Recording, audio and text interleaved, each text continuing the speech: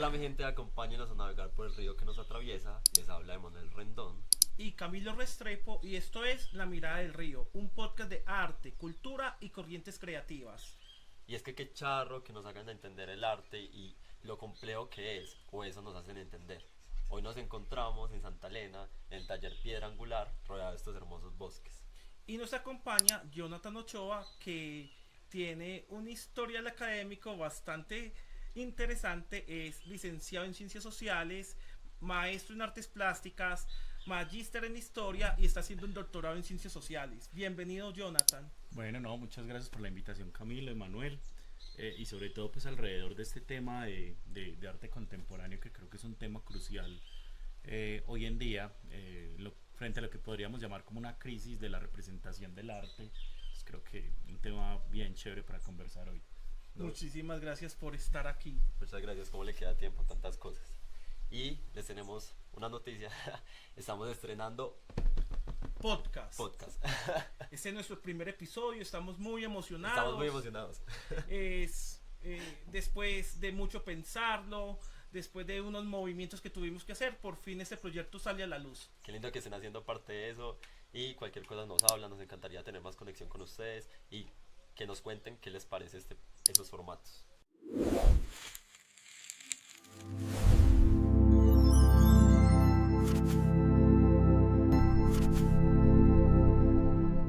Antes de empezar con este desorden, este bololoy, necesitamos comprender qué es el arte contemporáneo, porque a veces nos dicen como el arte contemporáneo como si fuera el arte conceptual o arte postmoderno. Necesito que nos expliques esto, por favor. Pues es una pregunta compleja, sobre todo diría yo que dependiendo del campo disciplinar desde el que se analice, pues uno podría llegar a justamente unas definiciones de qué es arte contemporáneo. Podrían empezar diciendo que el arte contemporáneo son todas las manifestaciones artísticas que se dan en la contemporaneidad, en fin. Eh, pero podríamos decir que hay unas rupturas a partir de ciertos momentos y digamos hitos históricos que van a dar como un giro a partir de lo que comprendemos como arte. Uno importante pues van a ser las guerras mundiales y digamos como la crisis del proyecto moderno justamente, y en ese sentido la posmodernidad se instaura como una nueva visión donde no hay ni siquiera unos principios mismos de lo que consideramos real. Hay una desvirtualización de la vida, hay una aceleración de la vida, y esto lleva a que las manifestaciones artísticas cambien profundamente, y eso pues digamos que va a ser el aparataje en el que se van a mover las vanguardias artísticas después de los años 60, y crisis como después del fin del arte que plantea Arthur Sedanto, si la misma muerte del arte, y es esta idea de que arte puede ser casi cualquier manifestación que el hombre decida verla como obra de arte. Efectivamente, desde las teorías de la posmodernidad también podríamos darle un andamiaje o un marco para entender qué es la posmodernidad, pero yo prefiero entender la ruptura a partir de unas ramificaciones, unas formas diferentes de entender la relación entre arte, artista y espectador que se dan justamente en ese momento. Me podría referir específicamente a la cualidad que tiene las manifestaciones artísticas contemporáneas de ser, digamos, donde ya no hay una jerarquía disciplinar, ni siquiera en cuanto a la técnica. El arte ya puede ser multitécnico o puede estar coqueteando en los límites entre la producción artística, pero la antropología, pero la sociología. También nos podríamos referir a esta idea de cómo el proceso a veces puede pesar más que la obra de arte. Si el proceso se hace importante como experiencia artística, y creo que lo que puede definir hoy fuertemente lo que denominamos como arte contemporáneo es el tránsito de la obra de arte como objeto de obra de arte a, a la obra de arte como lugar, ¿cierto? Un lugar de encuentro donde justamente a partir de allí se van a dar es unas conexiones humanas, que puede ser a partir de la observación del producto, puede ser la participación de la experiencia de la creación del producto, pueden ser los relatos conceptuales para llegar a la construcción del producto, y donde digamos todo esto previo desvirtualiza un poco la manifestación plástica objetual final, pero deja otro montón de elementos que es lo que valoramos hoy en día, digamos, o que podemos denominar como arte contemporáneo. Entonces tenemos los 60s, 50, 60, después las vanguardias y después cómo localizamos este inicio de lo contemporáneo o lo que estamos viviendo hoy en día. Bueno, yo creo también que hay un momento clave y va a ser la pérdida del lugar de la galería y de los circuitos de circulación clásicos del arte. Digamos que también el arte contemporáneo goza de un proceso de pluridiversidad. eh, digamos que los procesos se amplían, se expanden, los circuitos ya no pueden contener las obras de arte y por lo tanto hay un abandono de estas formas clásicas de circular el arte. Entonces figuras incluso como la del crítico de arte, la del curador, la del museólogo, pues empiezan a estar en desequilibrio porque las obras o no pueden ser contenidas en los espacios o simplemente ya ni siquiera tienen un interés a pertenecer a la galería o al museo, sino que son obras que se construyen en un ámbito social, son obras que justamente su importancia radica en la reivindicación de la lucha de las clases subalternas, en la reivindicación de valores que tradicionalmente no son aceptados. Entonces el arte es la forma en que se reivindican las comunidades LGTBIQ+, los nuevos feminismos, la memoria como vehículo también. Entonces el arte ocupa un lugar privilegiado y creo que allí hay otra ruptura particular que crea como una gran distinción y es, digamos, el fin de la estructura clásica de los circuitos de circulación del arte. Dentro de lecciones estéticas de Hegel, menciona el fin del arte, la muerte del arte como tal. Me, ¿Nos podrías explicar qué es el arte no objetual? Porque el arte figurativo en ese momento ya entra en entredicho, por decirlo de alguna manera, pero entonces, ¿qué, qué es lo no objetual? Bueno, es una pregunta muy interesante, retomando los capitales de Bourdieu, porque uno no podría definir el arte y sobre todo las producciones de arte contemporánea si hacen parte de un capital objetual, un capital social, simbólico o incluso económico. Y es también la idea de que, pues yo considero errada, de que el arte contemporáneo pasa necesariamente por esa idea del arte no objetual.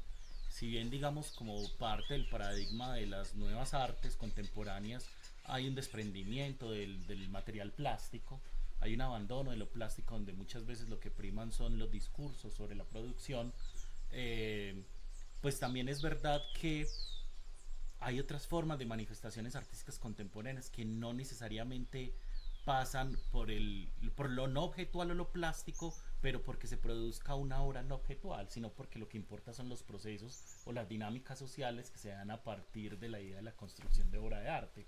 Específicamente lo que tiene que ver con clases subalternas o los procesos de legitimación de estas clases subalternas. En ese sentido, creo que la producción artística, como cualquier medio de comunicación y además las artes como un lenguaje irreductible, pasa por procesos de codificación, mensaje y decodificación.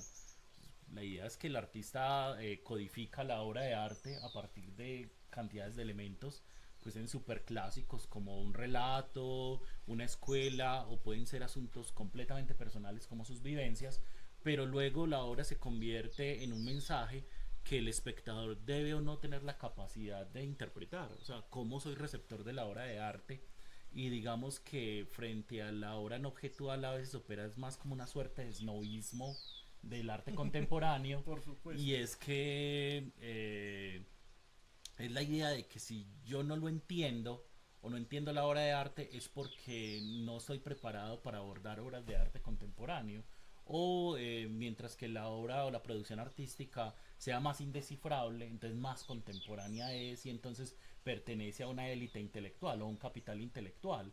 Y en ese sentido, retomando nuevamente los capitales, pues usualmente el que tiene capital económico, pues ha comprado el capital intelectual y por lo tanto se vuelve esnovista porque esta obra no objetual, muy contemporánea, muy difícil de entender, pues entonces opera solo en ciertos círculos, en ciertas galerías especializadas, hechas para cierto público, que no solo la pueden entender, sino que también la pueden comprar. Y lo que entramos ahí también es como operar en una suerte de neoliberalismo del arte contemporáneo, que es lo que opera muchas veces en estas obras no objetuales. Hace poco leía de una obra de un artista que vendió una obra inmaterial, pues una obra invisible, por $15,000 y ya ha vendido tres obras bajo la misma tipo de producción. Salvatore Guará. Exactamente, pero entonces, ¿quién es el público objetivo de este tipo de artistas o cuál es la galería donde circula? Y finalmente, pues, ¿qué pasa con este tipo de producciones? Por otro lado, podría uno analizar un decaimiento entonces de la producción plástica como tal, que creo que es algo a lo que las academias de arte de cualquier tipo se están enfrentando hoy, y es la proliferación de discursos sobre la producción artística más que el producto objetual en sí mismo. Entonces, la técnica, la tecné como tal, eh, el uso del pincel, de esculpir, el retorno al grabado, a las técnicas tradicionales, pues se va perdiendo, digamos, por una supremacía de los discursos sobre el objeto, obra de arte. Es como si el arte se hubiera reducido simplemente a una narrativa, a un discurso, olvidando entonces la obra en sí misma, porque nosotros podemos abordar en los museos una obra de elementos materiales muy reducida, mientras que el discurso es totalmente amplio e incluso no hay como una coherencia o concordancia entre el texto curatorial y la obra de arte que presentan. Sí, puede ser. Digamos que en el arte contemporáneo nos enfrentamos mucho a estas situaciones, pero incluso uno ve otras producciones artísticas ricas digamos, en la producción plástica, pero en otros contextos, que entonces se escapan de Entiendo. la galería o del museo. Entonces, cuando uno ve, sobre todo en términos de procesos sociales, y el proceso social, digamos, está atravesado por una manifestación artística como una forma de dinamizar el proceso, pues vienen unas cosas súper ricas, sobre todo, digamos, en términos de comunidades alejadas, en barrios, en zonas rurales, sobre todo obras que están hablando entonces de la recuperación de lo propio, entonces que sean en el contexto afro, que sean en el contexto de pueblos originarios o pueblos indígenas, y uno ve incluso un rescate o la aparición de unas nuevas técnicas o formas de producción desde lo plástico. Pues hay una reinvención, por ejemplo, de la idea del pigmento desde lo natural, hay toda una serie de investigaciones de recuperar conocimientos ancestrales de pueblos indígenas a la hora de producir pigmentos que ahora se están trasladando a la materialidad plástica. Entonces digamos que lo que hay es justamente ese decaimiento del circuito tradicional, que es lo que marco también como una ruptura importante de ese arte contemporáneo, y es que ya se escapa, digamos, de la autoridad. Digamos que es más bien como una relación compleja entre autoridad y contextos expandidos, ¿cierto? Digamos que hay otros espacios diferentes, expandidos, donde se dan manifestaciones artísticas, pero la voz autoritaria de siempre, la de la galería, la del museo, la del curador, pues han perdido cierto tipo de peso o funcionan, digamos, en una estructura esnovista o en un público un poco más reducido. Incluso esto que decías de algo elitista, de los que la pueden comprar la pueden entender. Y entonces, ¿quiénes en verdad la entienden? Porque yo creo que ellos ni siquiera, ellos mismos la entienden, o ni siquiera los artistas la pueden llegar a entender. Es casi como algo monetario y de reproducción. Es un asunto completamente neoliberal, lo discutí hace poco también con alguien, y es frente a, digamos, como una especie de explosión cultural, por ejemplo, que está sufriendo Medellín en este momento, y uno ve cada vez más librerías, cafés librerías, pequeñas galerías, espacios culturales súper abarrotados de personas, y uno dice, bueno, ¿y Medellín cuándo se volvió tan cultural? Aquí la gente desde cuándo lee tanto, desde cuándo consume tanto arte, y pues llegaba como a la conclusión de que realmente la gente no lee tanto ni consume tanto arte, pero sí le hubiera gustado haber leído y haber consumido arte. Entonces se vuelve también como una especie de postura donde Medellín, que se va configurando también como una ciudad un tanto más cosmopolita, pues implica que la gente entonces debe estar en esos circuitos de circulación, porque entonces no solo se consume arte, sino que lo que se compra y lo que se consume es el ideal de cultura. O sea, yo consumo cultura, pues cuando voy y compro la obra, así no tenga la menor idea de qué es Claro, es el eso. acercamiento que nos han puesto. La situación es compleja en este momento en nuestro contexto de ciudad, porque a pesar de que hay tanta proliferación de estos lugares de cultura, verdaderamente el diálogo que se teje no, no es el que debería ser. Y no estoy tratando esto desde un asunto ético o desde un deber ser kantiano, sino que verdaderamente no nos estamos profundizando en aquello que estamos consumiendo. Simplemente somos unos posters culturales en los cuales no dialogamos con ese contexto, no dialogamos con la obra. y así la cultura se va quedando como vacía, como si fuera simplemente un espectáculo, más que cualquier otra cosa. Te cuento así una anécdota súper rápida. Hace un par de días estuve con unos grupos de estudiantes de un curso que se llama Hombre, Cultura y Sociedad. Pues realmente como esta parte del curso estábamos abordando problemáticas de violencia en el país, específicamente en Medellín, con el accionar de las milicias a finales de los 80 y los 90, y pues esto que ocurrió en la Comuna 13 y cómo se da toda la transformación. Como parte de este curso hicimos una salida a la Comuna 13 y al Grafitur. Claro, pues aquí uno podría hacer muchas críticas del Grafitur, como si realmente es un espacio donde se dan manifestaciones artísticas o culturales, o si realmente lo que hay es, digamos, todo un asunto alrededor del turismo, y una forma o un modelo económico, de turismo a partir del pretexto sobre la cultura y la obra de arte. Tratamos de hacer la salida como en otro tono, ir por un barrio en la parte de atrás, ver un poco cómo era el barrio anteriormente y terminar en la comuna haciendo el análisis de las obras, de los grafitis, más desde el concepto de Elizabeth Jelling de vehículo de la memoria. O sea, cómo lo que hay allí como manifestación artística, independiente del comercio del turista, pues cuenta una narrativa de un momento específico de la comuna, y pues cómo permanece en el tiempo, y cómo, digamos, a través del vehículo pues no se olvida, o se cuenta el relato de una clase que no es la clase hegemónica, que es la clase que nunca ha tenido voz. La sorpresa es que, si bien yo hago esta salida todos los años, pues este año al Grafitur la verdad no encontré un solo graffiti. Porque si bien ha pasado por unos procesos de privatización, en este caso es privatización de la memoria, no de la producción cultural, los grafitis que estaban afuera, pues poco a poco se han venido instaurando chacitas al frente de los muros. Entonces todos los grafitis están detrás de las casetas de comercio de cualquier cosa.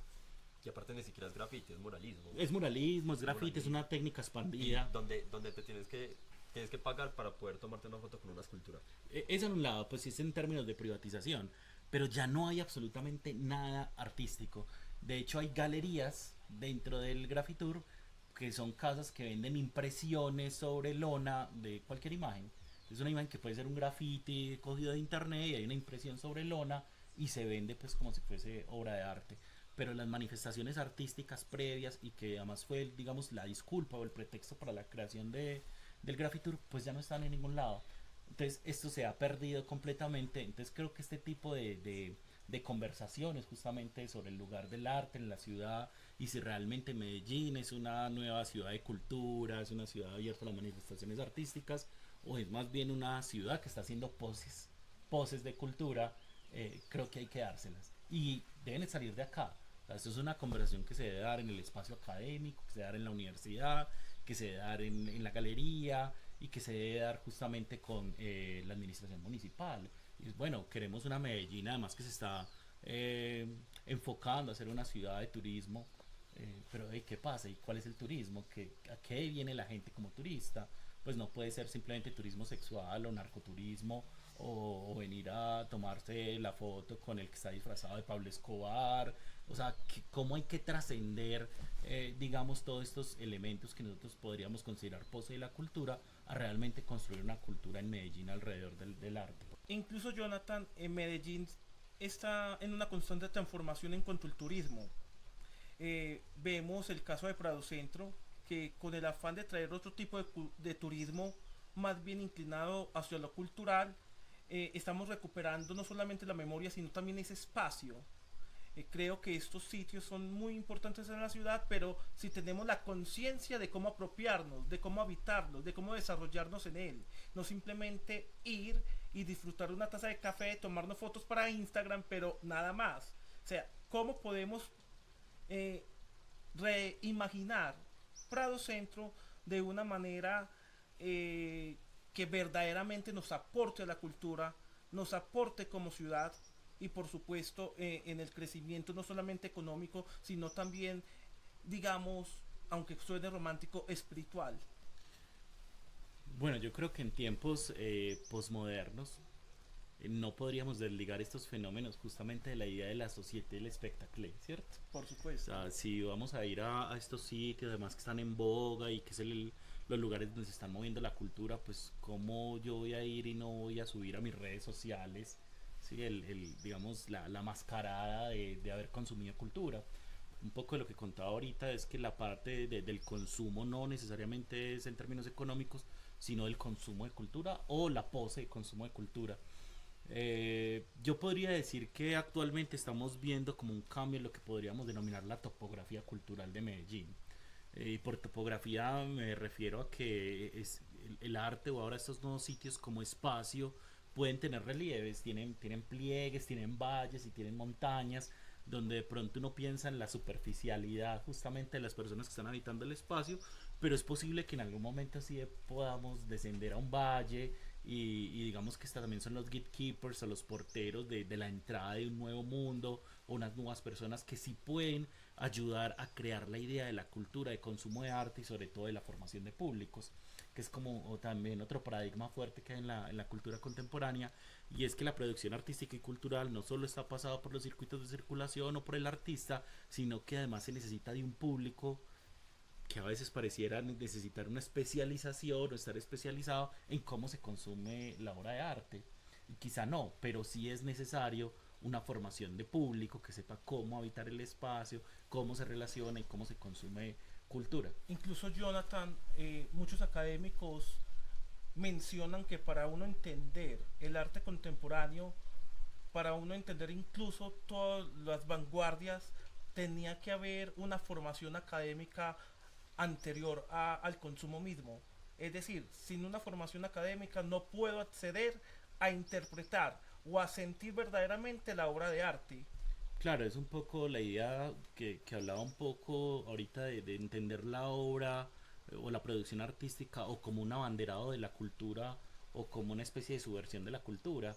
Y en este caso buena parte de lo que hoy denominamos arte contemporáneo obedece a las rupturas históricas marcadas por las guerras mundiales, por ejemplo, y la pérdida completa de realidad o los principios justamente de ruptura del proyecto moderno y la aparición de la idea de posmodernidad. Entonces con estos elementos básicos pues uno también tiene digamos más pistas para entender qué está sucediendo, pero entonces también se pierde un poco esa idea de que el arte es de carácter universal, o será que lo que yo alcanzo a decodificar como espectador de la obra de arte me es suficiente para consumir cultura, o entonces todos debemos ser artistas o ser historiadores o sociólogos o críticos o estetas para poder consumir obra de arte. Y la pregunta clave sería si el artista produce para la sociedad, produce para un público o produce para unas personas con cierto tipo de especialización frente a la cultura. Tú, Jonathan, eh, ¿cómo consideras tu obra? ¿Tu obra es contemporánea? Bueno, mi obra es prolífera, yo ataco como varios campos, desde pintura, fotografía, video, escultura. Tengo mayor producción escultórica y es escultura de gran formato. Podría estar ahí en los límites, no creo que sea indescifrable. Mucha de la producción sí parte de unos procesos personales o de unos procesos, digamos, que están ligados a parte de mi formación académica en unos momentos particulares, están codificados de alguna manera, han participado personas de otros campos disciplinares completamente diferentes, como una obra que se llama Ondulación Geométrica, que la construí en conjunto con profes de física, mecánica, para poder determinar el movimiento pendular, que es un péndulo gigante. Sin embargo, creo que es una obra que cualquier persona puede disfrutar, que puede leer y que la puede entender. Me preocupa, por ejemplo, más de mi obra en términos de esa relación de la contemporaneidad, la incapacidad que tiene de habitar circuitos de circulación clásicos del arte. Mi producción artística no cabe en la galería, por ejemplo, pero ya por asuntos de dimensión son demasiado grandes y la galería simplemente no puede soportar una obra de 12 metros de alto. Entonces se convierte más como en una obra que habita los espacios públicos y que en algún sentido sí se construye una relación directa con el espectador. Volviendo un poco al asunto de cómo la obra se termina de construir, por ejemplo, el péndulo termina siendo interactivo. O sea, si bien está equilibrado para que el viento juegue con él y lo mueva, pues la idea también es que no es el péndulo en sí, sino que alrededor del péndulo hay un ágora. Entonces es una obra que realmente se habita y cuando la habita la gente puede tocar el péndulo, lo puede poner en movimiento, puede interactuar con él. De hecho se pensó en algún momento de que parte de las clases de física se puedan dar utilizando esa obra como para entender el movimiento pendular, movimiento rectilíneo uniforme, o sea, que sirva de ejemplo y que tenga un lugar, digamos, contextualizado. Me encanta es que hayas mencionado esto de la interdisciplinariedad del arte en un momento como el de ahora en que todas las disciplinas se pueden unir para crear una obra. Entonces creo que es muy importante resaltar ese criterio del arte contemporáneo. Quisiera comprender más de tu obra. Habíamos dicho cuando estábamos conversando tras de cámaras que es el espacio, que el espacio se modifica a través de la obra de arte. ¿Nos puedes explicar? Sí, digamos que mi producción artística no tiene la pretensión de construir un objeto, obra de arte simplemente para ser contemplado. Ahí podría decir que me escapo un poco y me acerco más a la idea de arte contemporánea, porque digamos que en la contemporaneidad tampoco se pretende construir esa obra de la gran contemplación o el carácter sagrado de la obra. En ese sentido, no es el objeto en sí. Me interesa más es la modificación espacial alrededor de la obra o lo que sucede con la obra en la relación con el espectador y con el espacio. Entonces, usualmente cada obra va acompañada de una modificación como un jardín, una ágora, un laberinto, un jardín de plantas aromáticas y medicinales alrededor de la producción de la obra y cómo la gente entonces la interactúa.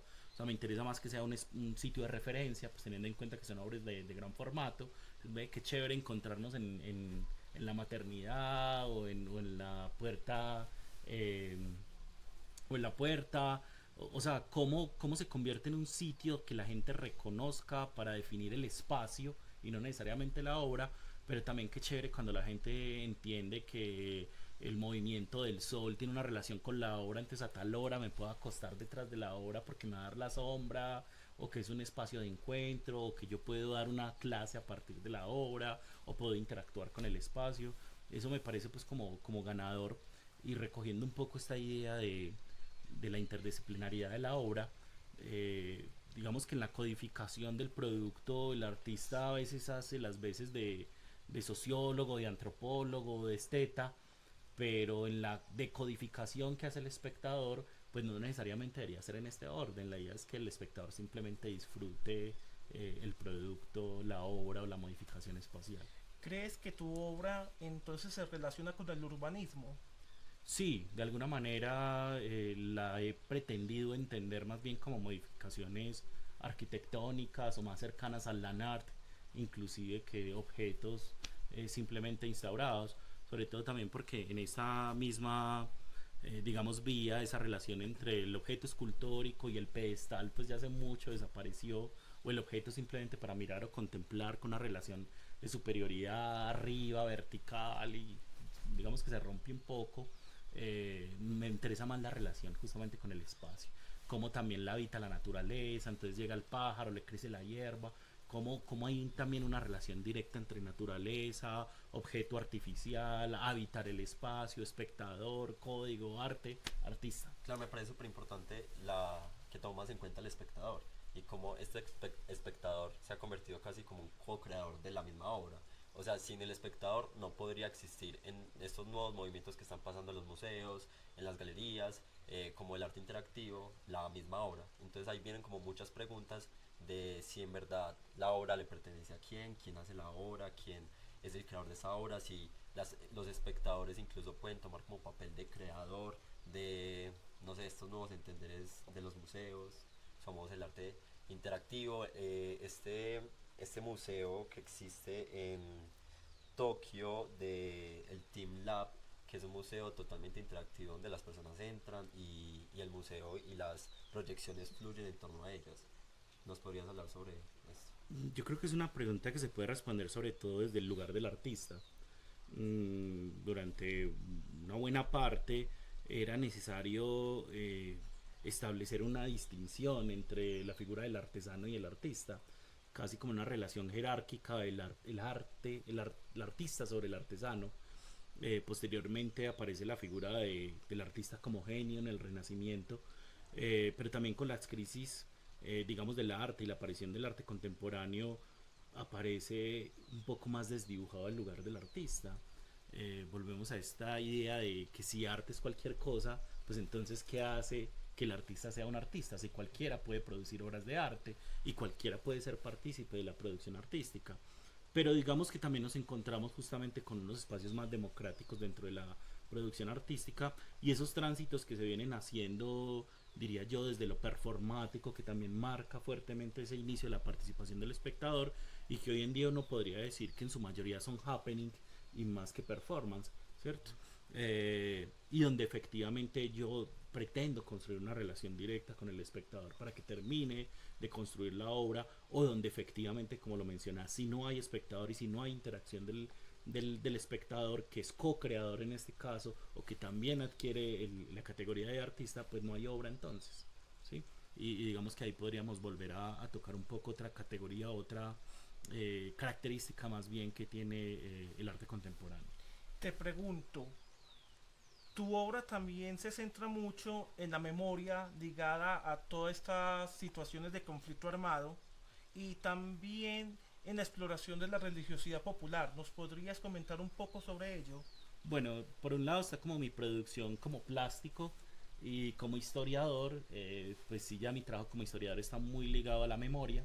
Pues trabajo todo lo que tiene que ver con la memoria del conflicto en Colombia, sobre todo desde la idea de las clases subalternas, o las personas que no han tenido voz a lo largo de la historia en Colombia. Entonces lo pongo como una relación dialéctica entre clase hegemónica y clase subalterna, y allí aparece la producción artística como un vehículo de la memoria, como otra forma, otra manifestación de poderle dar voz a estas personas que no han tenido voz, que en todos los países del cono sur, que se caracterizan justamente porque han tenido dictaduras, guerrillas, que han tenido conflictos larguísimos, el lugar de la voz del campesino, del indígena, del negro, de la mujer, del niño, pues entonces usualmente se hace desde la producción artística.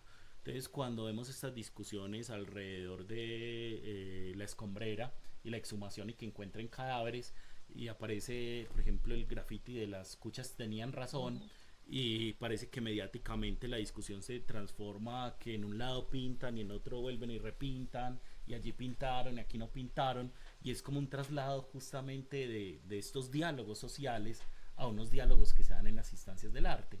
Claro, de fondo no importa el graffiti, lo que importa es el hecho de que ya encontraron cadáveres en esta fosa común, pero eso nos habla un poco entonces también de la obra de arte como legitimadora de esos discursos, o lo que pasó con las botas de las madres de Soacha, y desde aquí pues entonces yo también me paro un poco por hablar de problemáticas sociales a partir de la producción de obras de arte, en este caso a partir de grafitis y muralismos. En este momento hay un mural en la Universidad Nacional que se llama Nunca muere lo que no se olvida, y allí justamente trato como de retomar a partir de elementos simbólicos como las botas de caucho, flores, la bandera de Colombia, pues darle una voz también al campesinado, que después de todo es el que menos voz tiene en todas estas historias de conflicto. Y en cuanto a la religiosidad popular, pues me interesa saber cómo se construyen los altares que hay en las casas, esa relación directa entre los santos bandidos, porque Medellín tiene una virgen de los sicarios, o porque hay un gauchito Gil, o la historia de un santo de los narcotraficantes, o con la migración local venezolana, entonces como aparecen nuevas deidades como la corte malandra, entonces son santos muy bandidos, que tienen armas y que tienen historias robin hoodescas, y que se han insertado, digamos, en la religiosidad popular de Medellín, y que es a partir de la figura del altar, que termina siendo tradicional, pues todas las abuelas tienen uno, pero que eso hace un tránsito entre la instalación y el objeto escultórico, ¿cierto? Entonces, cómo retomar esos elementos que son tradicionales y apartarlos hasta el lugar del arte y elevarlos a la categoría obra de arte, y empezar a hablar entonces de estas religiosidades translocales, podríamos decir. Definitivamente tu obra es una hibridación entre disciplinas. Sí, sí, está, digamos, un poco tocada por varios campos disciplinares. Digamos que también es un asunto azaroso, a partir, digamos, de los devenires académicos que he podido tener a lo largo, pues, de mi formación, y en este sentido el arte para mí, Y larga la formación. el arte para mí es más bien como una suerte de exorcismo, es una necesidad vital. Yo creo que si no existiera el arte, yo ya no existiría en este mundo, y en ese sentido el arte es una forma paralela a un lenguaje irreductible de hablar. Entonces sí o sí todos los aspectos de mi vida pasan de alguna manera por la producción artística. Jonathan, ¿crees que es importante saber de teoría para poder sentir la obra de arte? Mira, yo creo que eso es una tradición muy, muy moderna, incluso platónico, cartesiano, la separación del mundo sensible y la inteligible y la primacía de la razón o del logo sobre el vitos y el campo sensible. Pero yo pienso que justamente en la contemporaneidad lo que vemos es un renacer del campo sensible. Yo creo que hay que abandonar la pose. O sea, frente a la obra de arte, si la puedes disfrutar, si la puedes entender, si te llegas, si te conectas, bacano. Si no, simplemente no es tu forma de arte, no es tu manifestación, no hubo conexión en ese momento, pero seguramente la habrá con otro artista, con otra disciplina, con otra forma, con otro soporte, con otro lenguaje. Creo que justamente en la actualidad estamos llamados a ser un poco más sensibles en términos en la conexión con el mundo de la producción artística. Sin embargo, también te podría decir que un poco de, digamos, de conocer la historia, de conocer conceptos, sí van a crear lo que podríamos denominar una enciclopedia o unos saberes previos para poder amarrar más elementos conceptuales, más elementos técnicos, más elementos de la forma en que se produce la obra de arte, incluso de la vida del artista. Yo no sabría responder, estaría como en un límite, pero creo que una cosa es ser un espectador especializado en consumo de obras de arte y otra cosa es simplemente disfrutar la producción artística. O sea, si usted como espectador dice que el arte no es para uno mismo o no se familiariza con ninguna muestra artística, es porque no ha encontrado su medio de arte. Tal cual.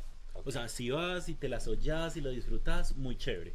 Si tenés la posibilidad de ir y conoces elementos del artista y de cómo se ve la producción, entonces puedes ampliar el espacio de conocimiento, más chévere todavía.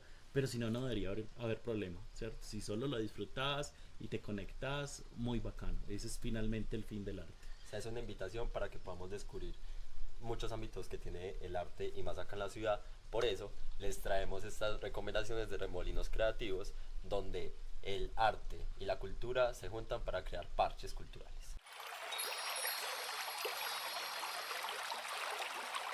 En esta sección de Remolinos Creativos, donde les traemos parches culturales y artísticos, tenemos Los Retratistas de los Viernes, creado por José Antonio Suárez. Es un grupo que se reúne todos los viernes en espacios itinerantes de 9 a 12 de la tarde y de 2 a 5. Si quieres saber los lugares, nos escribes a nuestro grupo de difusión, a nuestro chat. Nosotros te dirigimos al grupo de WhatsApp que manejan y allá sabrás la ubicación para que se puedan encontrar y dibujar. También queremos invitar a los artistas jóvenes para que participen en la convocatoria Bienal de Arte de Confenalco, que estará abierta hasta el 30 de julio.